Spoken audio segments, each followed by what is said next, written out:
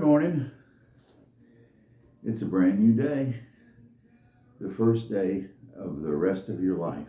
It's right now. It's Monday, and today is in the year of our Lord 2023. It's sunrise just come up, and I just had my breakfast. Feeling pretty good. Getting over a bad cold. I'm going to try to make this topic a brief one. It's about kids, raising kids. And you can only do so much. You can't blame yourself when things don't turn out the way you want. As the kids move out of the house and they start their own life, you just have to accept things the way they turn out. And that's kind of the predicament I find myself in right now. I'm not going to air dirty laundry, but let me get back to some basic principles about the way we raise our kids. I don't think that most parents feel like they could have done a little bit better job, and some parents are totally neglectful. And that's unfortunate because we need tradition in our society to keep the fabric from coming apart. And one of the basic principles I believe in is the institution of marriage. I think that when the kids move out, if they want to cohabitate, that's fine. I mean, I was guilty of that initially, but pretty soon, if they're in love and they really want to make a life together, I think they should get married. I'm from the old school. This thing about cohabitating and not being married, it works up to a point, but when the girl starts bearing children, that's where I draw the line. And I don't know how many of you out there have had kids that bore children out of wedlock, but I'm from the old school. I think that we ought to get back to basic tradition. If kids don't have a mother and don't have a father, they're being cheated. Not to mention they're going to be labeled. I mean, what does the Bible says in Deuteronomy 23 in the 3rd chapter or some such? It's the beginning of Deuteronomy.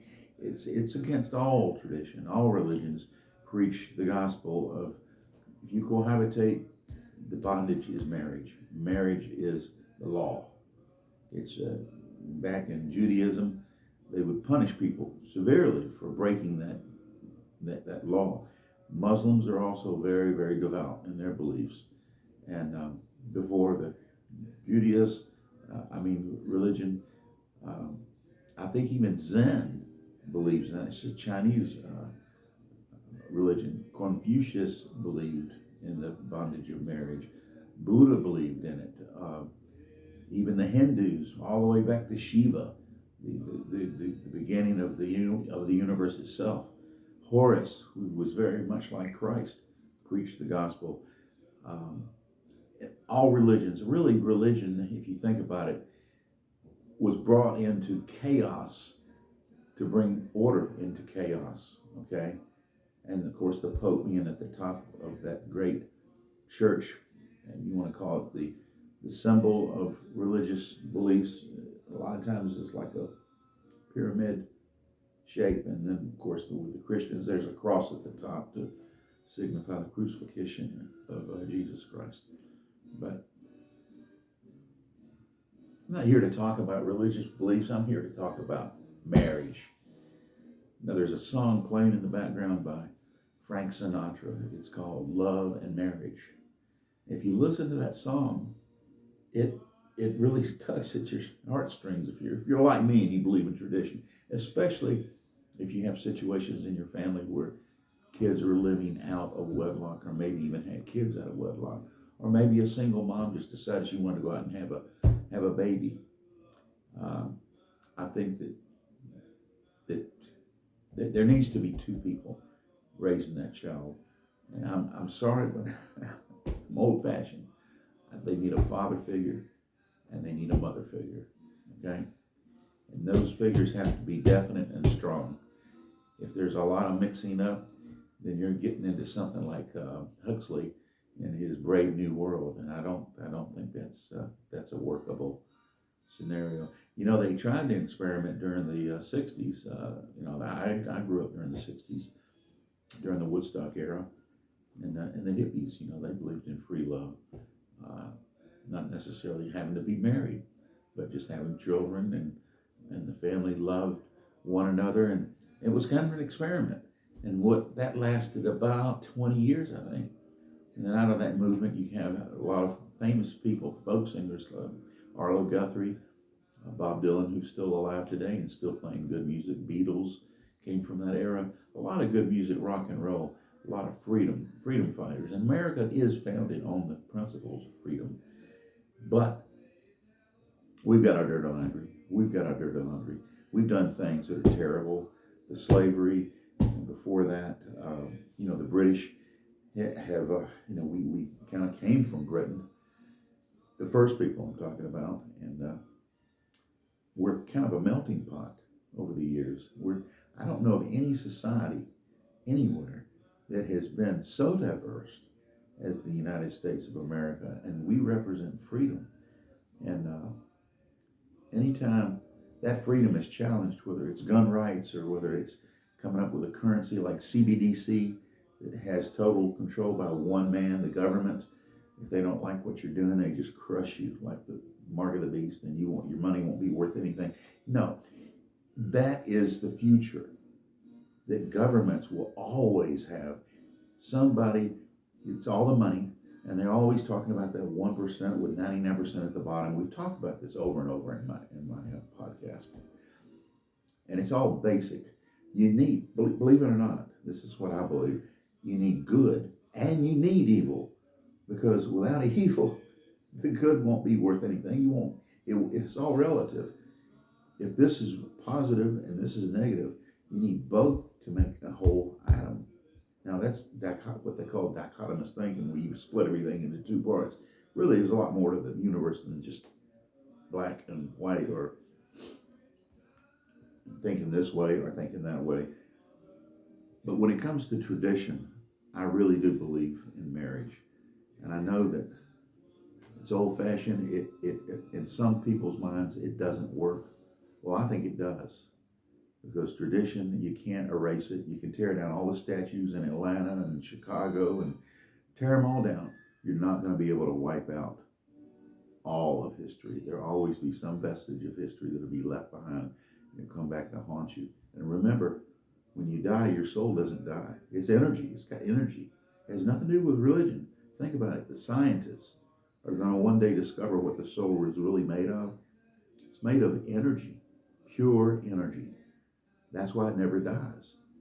And what is heaven and what is hell? You want to know what people talk about dying and then they have to meet their maker?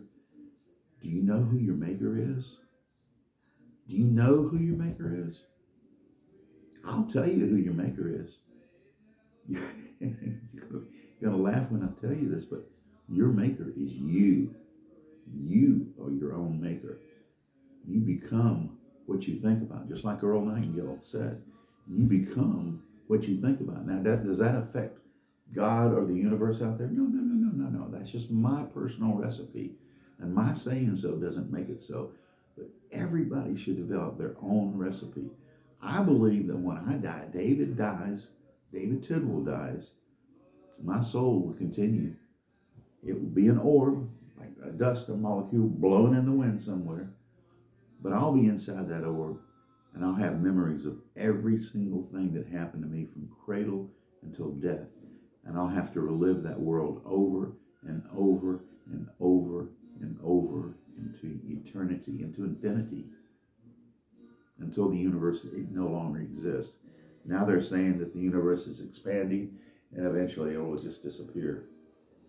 That may be true, but it's out there. It's so far in the future, it's not going to affect pragmatically. It's not even worth thinking about because we have no control over it. But if you take basic principles and apply them, especially in the area of quantum mechanics. In quantum mechanics, Einstein said E equals mc2. Now, that means energy equals mass times the speed of light squared. That's what that formula means.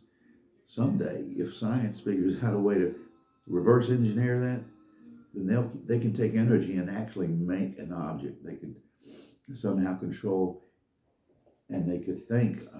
If a person could have the mind control to think through that formula and reverse engineer, then you could actually make a piece of paper, right? Like it just appear, and it would be there. Somebody could pick it up and feel it. Does that mean that we live in a matrix? Yeah, we might be in a matrix, but we're not that advanced yet that where we can actually do these things that so-called gods could do. You remember, if we don't understand what something is, we could label it a god. Is God an actual person? Is he broken the code of longevity to become immortal? Is he one of the immortals? Is the devil an immortal? You know, you hear about the devil, satanic. What is the devil? Is that negative energy? Is that non-matter? Is that maybe that's what they call dark matter? Negative energy. If you have energy here and it becomes an object, okay? Antimatter is the exact opposite of that. They say that everything has duality. They've done experiments to where they can take a molecule over here and manipulate it, and a molecule over here mimics the same motion without you even touching it. As a matter of fact, this is how amazing the mind is. They've done experiments to where they show lines going down a screen, just like in the movie The Matrix. And it's zeros and ones, and they're chaotic. They're all twisted together. And as soon as a person looks at that, a mind, somebody, and remember, the mind has electricity, so it must affect things around it. It's got like an aura that it gives off. When somebody looks at that chaos, all of a sudden it becomes lines. It changes. It goes from lines to chaotic. So your mind does affect things just by the fact that you look at it, changes it. Isn't that amazing? Anyway, there's so many rabbit trails to get off in. I hope that every one of you has a great day today, but think about things about what you want to do in your life in 5 years from now. Write it down and then come up with that's your plan. That's your 5-year bucket. We'll call that the first P. your actual purpose in life. What is your destiny? How would you like to leave the world? That's your purpose. Okay, and then your process. How are you going to get there? You see, you can work out a strategy. And the payoff is getting a little piece of the pie. If you work hard enough, you'll eventually get some of that. In return, you sow, and then you're going to reap it later. Ring a bell? I could get off on bloviating on these trails all day long if I wanted to. So I'm gonna cut it loose here. And thank you for your time, and God bless you.